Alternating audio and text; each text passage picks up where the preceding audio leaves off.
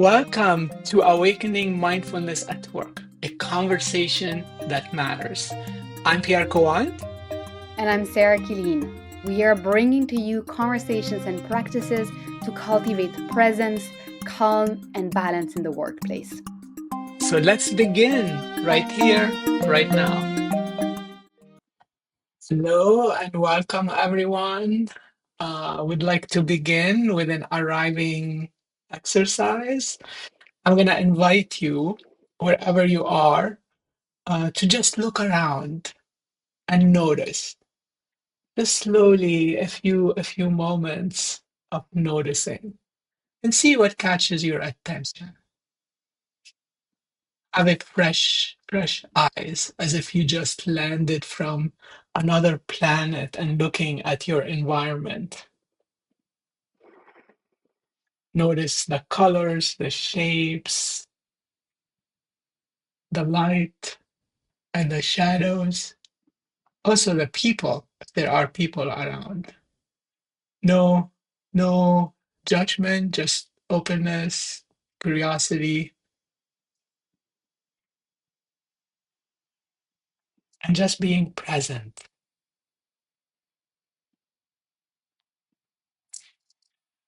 Now, from this place of presence, let's begin our conversation today. Thank you, Pierre. And before we dive into today's conversation, I just want to say something about this little exercise we did. It's a very, very powerful one to do when one is feeling very agitated inside. So when there's a lot of turmoil, a lot of agitation internally, opening externally and looking around and basically getting out of our own, chaos, if we can say, out of our own head, out of our own heart, and just looking outside, looking outwards, and finding resource and finding support and grounding externally is wonderfully powerful. And yeah, on the other side, when it's very chaotic outside, there's noise, there's movement, it's very stimulating. Going inwards and doing a focusing on the breath or some other arriving exercises that we do, that's really powerful. So just really interesting to see how those arriving exercises can be very powerful in different situations.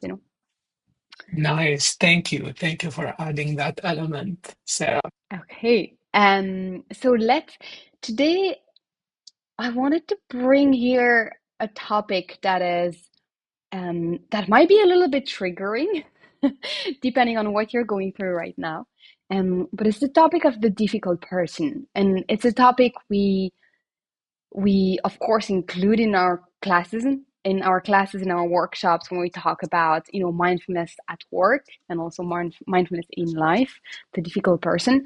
It's a topic we talk about, and I think it's the topic that can benefit from deeper conversation. So one very important thing we teach when we talk about the difficult person, it's this trying to look at the difficult situation, at the difficult person with more compassion, with more understanding, if possible, about what's behind that person's difficulty or being difficult in the moment, and even trying to get rid of the difficult person concept, right? It's not about the difficult person, it's whatever is happening in the moment and maybe a challenging interaction. And then what is our role in it? What is our responsibility? So we talk about a lot about, how do we bring our heart to it? How can we be more compassionate for everyone's sake, really? Now, there's a limitation to that. And I think, yeah, I'd love for us to talk about that today as well, is that some people are very objectively very difficult, especially in the workplace where we meet all kinds of characters and personalities. I mean, there are people in the workplace that you will be interacting with that you can be as compassionate as you want with them. If you do get too, how do we say that? And that's what we're going to talk about, is if you do get too emotionally involved, trying to be compassionate, trying to understand, trying to be open, trying to bring kindness, you will be taken advantage of and you will be drained. And it won't be good for you. So, where's the line, and what can people do in the workplace, but also in their personal life, when they are interacting with people like that, people that are very objectively difficult, and that will drain their energy, and not be a bonus emotionally and mentally speaking, but actually will detract from their well-being.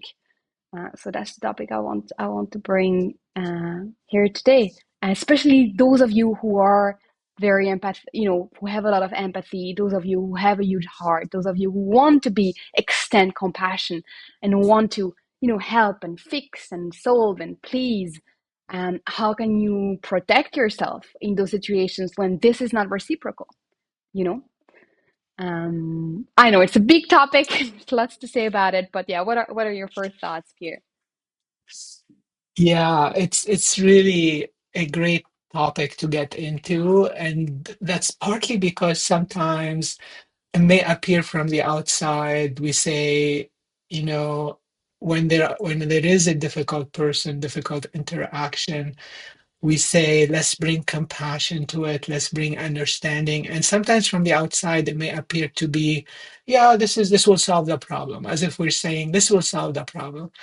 And in real life, it's more complicated. It's more difficult because we may bring compassion, understanding. We may try several times, and then it may not be reciprocated, or it may not improve the situation. So that's the topic. Like, what happens? What can we do? Where do we go from there?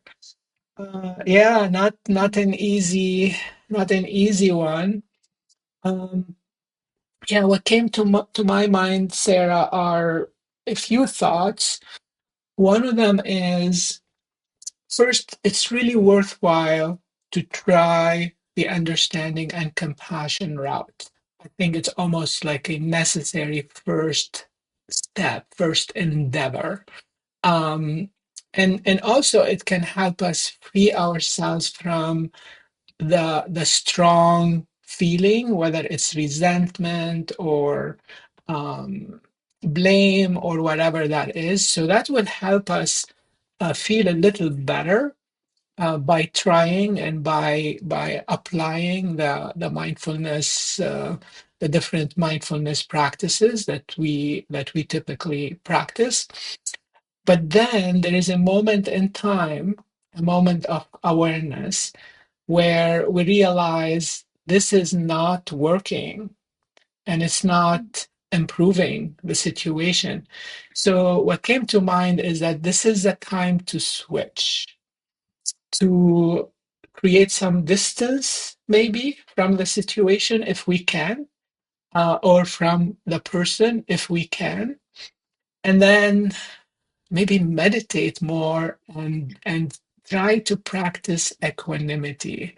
And equanimity is something we get to in some of our workshops, and another big topic that we can take on in another conversation. But it's really, equanimity is um, not taking on the responsibility of fixing things, fixing other people, improving every situation, doing what we can, being aware, being empathetic, and then just letting things be. So that's what come to mind. Mm, And of course, the other part which we talk about in our teachings is that there might be some practical issues that require some resolution, or they require to be addressed. And after we calm down and we create that distance, we meditate some more, we practice equanimity, then we engage into how do we address those practical issues in a way that's effective. And that requires sometimes it requires putting some boundaries. Sometimes this requires asking for our needs to be met, and being pretty firm about our needs being met. Sometimes it requires negotiation, maybe also some creativity and some problem solving. And I'll bring one more thing, and then I'll turn it back to you, Sarah. And that is, sometimes it helps to get help. Um, Kind of walking or talking through the situation with trusted people in our community of like-minded people who are trying to be on the mindfulness journey, just to get some outside perspective. Are we on the right track? Have we exhausted how we approach this, and also asking the difficult question, are we being difficult in this? Are we the one who's kind of missing this whole thing? And so, yeah, that's what came Mm. to mind. So, Yes, lots of bars here. I think what you mentioned, it's really important, like you said, to start with what you want to embody, those values that you are cultivating, which are, trying to discern, trying to be mindful, trying to be compassionate, trying to extend care and kindness as much as possible. So starting with these, because these are who you want to be, right? Or mhm, you're on your journey, or those are those qualities that you want to cultivate, if that's the case. So starting with those qualities that you want to cultivate and showing up as these qualities, and then being really smart in terms of taking care of yourself, when you see what reaction you're getting or what is the outcome of this. um, because with mindfulness we're talking a lot about getting more intimate, right? The mindfulness practice is a practice of intimacy. It's a practice of intimacy with our experiences, with our thoughts, with our emotions, with our surroundings. It's getting to know deeper, and becoming more intimate with whatever is happening, and with people around us, obviously. And they are, again, very objectively speaking, people that it it's not going to be good for you to be intimate with them, because it is actually not, like we're saying, they're not after the same things as you are.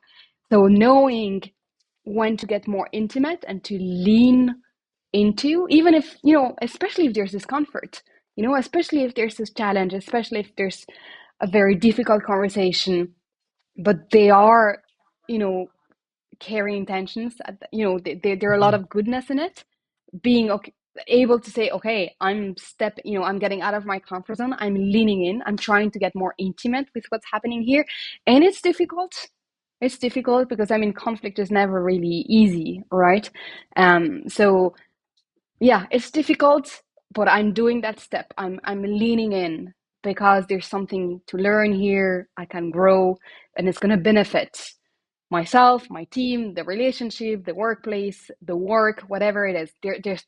There's something there to be gained, right? mhm, So mhm, okay, taking that step. And then other times being able to say, you know what, actually, instead of getting more intimate in this, instead of leaning in, it's time for me to step back. It's time for me to, in a way, detach, disengage, which, is not the same thing as not caring. It's not the same thing as giving up. Is not the same thing as being weak. It doesn't mean that it doesn't mean that you're giving up, that you're not trying, that, you haven't done enough, you haven't tried enough, that, it has nothing to do with that. It actually has everything to do with, you have a limited amount of energy and a limited amount of how much you can give to others. If what you are giving out is just going into a black hole, why? And then mhm, in that mhm, moment, that's actually this muscle of self care that has to be exercised. This muscle of, okay, I want to please, I want to fix, I want to do all those things. What do I need right now? What mhm, do I mhm. need? If there's nothing to gain from Yeah, this, if it's, what do I need? Maybe it's time for me to be mindful in stepping back. yeah. Yeah. So this stepping back, I think that is a key word for us for this discussion. So knowing when to step back, um, Mm. and not continue to be, entrenched and somehow entangled into somebody else's difficulties. Um, and then with that, I would say, so stepping back is number one, and then taking care of yourself is number two, whatever that means in the situation, whether that means going back and um, you know, finding ways that enrich you and nurture you, and go to those ways so you feel more nurtured and more strong. And then the third thing, which goes back to something we mentioned earlier, is connecting with people, with like-minded people who can give you strength and can help you see the situation also more Mm. objectively and confirm, where you're headed and support you in whatever way possible. Um, Yeah, yeah. especially, I think, especially if there's guilt in the picture. I mean, Mm, it's also very common in those interactions. If there's power dynamics, if there's, depending on the person that you're interacting with, there can be a lot of blame and then self-blame, guilt. There can be a lot of mm, really painful and difficult emotions that need to be processed, and mhm, that you often can't really process alone. Like you're saying, you need people around you who are, who are living in the way that you want to live as well, and still are objective. They are objective. They, of course, they care about you, and they're objective. That can, help you see things clearly there, and help you emotionally untangle. Because when you're in it, it's very difficult to, especially if it's heightened and it's very charged and it's very emotional. It's very difficult to see things really clearly. um, and yeah, the stepping back, I think, is paired with the letting go, and that happens in its own time. But not just stepping back and clinging to it, kind of stepping back physically and not interacting, but in your mind, in your subconscious, in your heart, kind of clinging on the situation and rehashing everything that happened or what is happening and what you're going to do, and really grasping and this tension, but really working on this letting go piece, which obviously is one of the most difficult things human beings can do. Letting go happens when it's the right time. um yeah. but yeah, This yeah. brings what you just said, Sarah, brought to mind how important it is to have those kind of people that we can trust and share with and know they're gonna listen instead of giving quick advice, and they're gonna give us meaningful, mindful um, feedback. And that's what I call mindfulness friends. So we all need like at least one or two mindfulness friends and a mindfulness community to have that kind of interaction where it's not about getting advice. It's not about there is one way to do things, where we can reflect freely and know we're not going to be judged. And then we know they're going to listen, and then we know they're going to ask us reflective questions and help us work through it, as opposed to give us the answer and the advice. And it takes Mm, some, it's not easy to get that. mm.